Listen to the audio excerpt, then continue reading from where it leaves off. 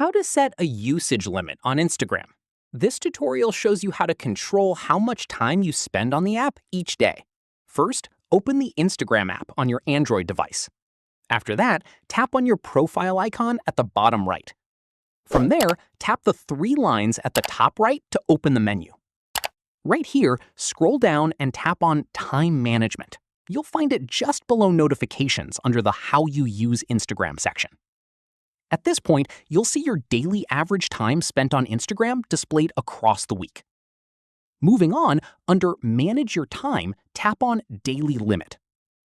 Following this, you'll see a range of time options, starting from as little as 15 minutes all the way up to 2 hours. By default, this will be turned off.